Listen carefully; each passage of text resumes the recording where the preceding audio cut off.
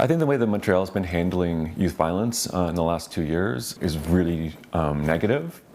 We've seen a discourse carried by the two major parties at City Hall, but also the media, the police department, and the police brotherhood, that all problems of violence are a result of too few resources for police. And so the entire debate has been framed in terms of how much we should increase the police budget, how many more police officers we should hire to deal with this issue. And we've seen, Montreal increase the police budget more than any other city in Canada for 2022. And studies show that the policing staff levels don't do much in terms of violence. They can actually aggravate the conditions that lead to violence.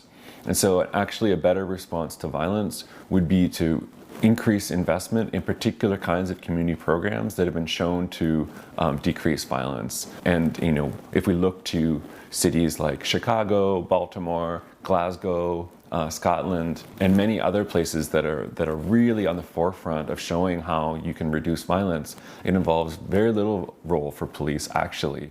In general, the solution to youth violence is a series of strategically developed and interconnected community programs. Pioneering efforts like Cure Violence in the United States have shown how a particular set of interventions can really make a difference. So implementing that kind of a model in Montreal, I think, would be a good idea.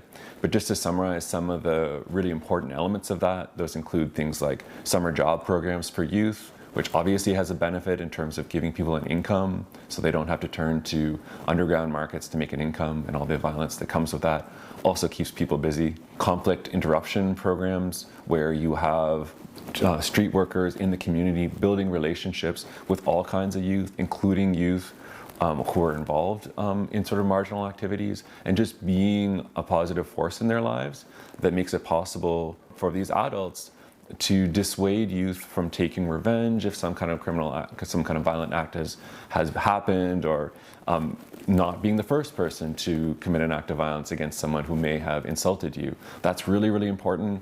And then a third really important thing is to do mental health care support in hospitals. When someone has been shot and they've lived, we need people there to assure people that they're dealing with the trauma that they've just experienced, which is what we should be doing if we're a caring society. But not surprisingly, this also diminishes the chance that that person might want to get payback on the person who harmed them. Unfortunately, we're not doing very much of any of these things right now. And so we need, a major investment of public money in these kinds of community programs that better people's lives and reduce violence of all kinds.